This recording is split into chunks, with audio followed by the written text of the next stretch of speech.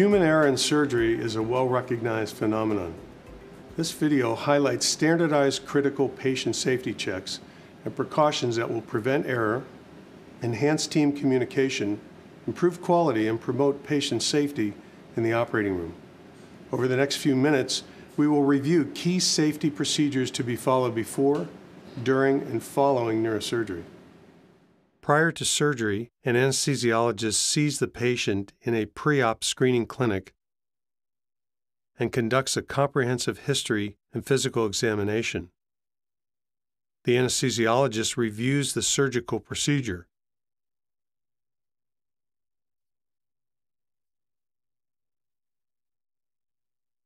Medications, allergies, and appropriate laboratory and imaging studies to determine if the patient is able to undergo the planned surgical procedure. The anesthesiologist also identifies any anesthetic risk with the patient as part of the informed consent process. The anesthesiologist needs to be aware of the patient positioning, specifics of the surgical approach, the location of the lesion and adjacent anatomy, and any problems that could occur during the procedure.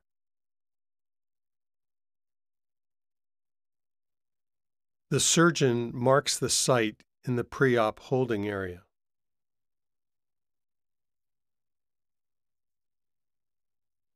Prior to the surgery, a nurse and anesthesiologist greet the patient in a holding area.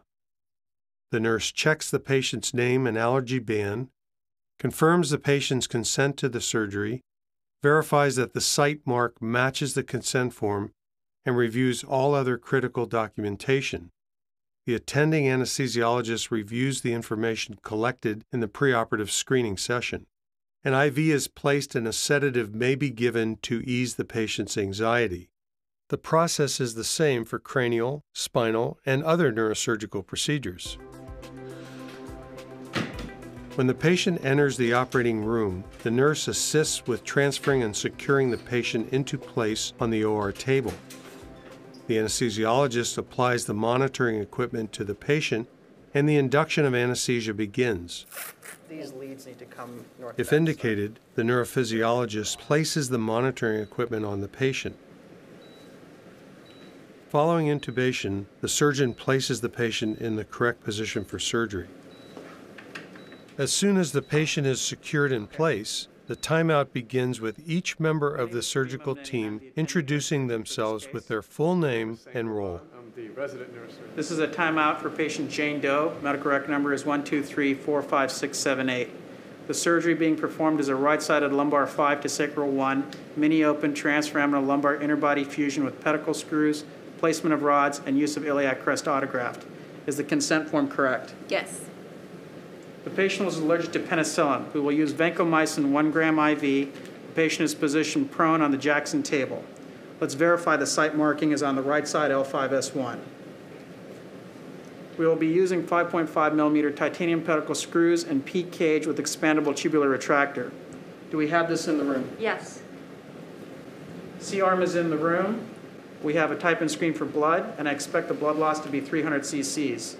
The case will take approximately 3 hours. The critical steps in this case are expected to be nerve decompression and interbody cage placement. The MRI confirms that there is a multiple time recurrent disc herniation right side L5S1. What is the starting hemoglobin? The patient's starting hemoglobin is 11, and we have an active type-in cross for her. In addition to this, she has received vancomycin 1 gram IV prior to the procedure. She also has a history of congestive heart failure, and so I'll be monitoring her fluid status carefully. She has adequate IV access and blood available for the case. Does the circulating nurse have any concerns? All equipment and implants are in the room and sterile. Does neuromonitoring have any concerns? All needles are placed and verified for EMG monitoring. There are some intermittent spontaneous spikes from the right gastrocnemius muscle. If anyone has a concern during the case, please let me know. Okay, let's get started. This is a timeout for patient Jane Doe, number 123-45678, date of birth May 10th, 1965. She has no allergies, and the patient is in the supine position with the head turned to the left. Today we are going to do a right frontal craniotomy for tumor resection along with motor mapping. Here is the site marking. You can see it on the right side of the head, and this is where we're going to do the craniotomy. Yes, consent states right frontal craniotomy for tumor resection with motor mapping. For antibiotics, we are going to use cefazolin 1 gram intravenously. Please also give 4 milligrams of Decadron and 1 gram of Keppra. I confirm that I've given 1 gram of cefazolin within the last hour to the patient, and I ensure I will give 4 milligrams of Decadron and 1 gram of Keppra. Will the patient require any additional brain relaxation, such as mannitol or hyperventilation today? No additional brain relaxation is needed. The case is going to take approximately 5 hours. We don't expect much in the way of blood loss. The critical step in this case will be that after we open the dura, we're going to map the motor cortex and then select a safe corridor to approach and remove the tumor. Implants for this case include a plating system, hemostatic agents, a dural substitute, bone cement, and a subcutaneous drain. We have all of these items in the room, and there is no equipment concerns or issues with sterility. Post-operatively, patient will be going to neuro-intensive care unit. Anesthesia, do you have any concerns? This patient has a history of congestive heart failure, so I will be monitoring her fluid status carefully during the case. She has adequate IV access, and we have an adequate type and screen for blood products. Good. Does neuromonitoring have any concerns? All needles are placed and verified for left-sided motor mapping from face to foot. Okay, team, we're going to proceed. If anyone has any concern during this case, please let me know immediately. At the end of the procedure, before the patient leaves the operating room, the surgical team conducts a short debriefing to review the procedure that just took place and how this will affect postoperative status of the patient. She did very well. The surgeon discusses estimated blood loss, deficits that may have occurred during surgery, immediate concerns, and any management issues. The anesthesiologist reviews relevant lab values, overall fluid status, medications that were administered, and any problems encountered during the course of anesthesia. The nurse confirms and communicates surgical counts, implants used, and any specimens obtained for handling.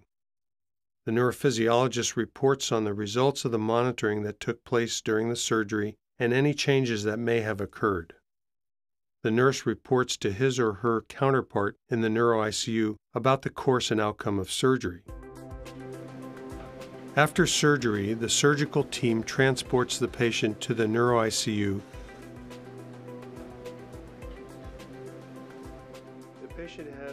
Where the handoff takes place to the neuro-ICU team. Direct physician-to-physician sign-out takes place, as well as communication between nurses. So we'll continue to watch her fluid status carefully, give her Lasix as needed. Every patient has the right to receive the safest care possible in every surgical setting. To ensure this, every healthcare provider must collaborate to create a culture of patient safety. By following the procedures demonstrated in this video, we can minimize errors, reduce risk, and improve patient outcomes. Your commitment to teamwork will result in the highest quality of care.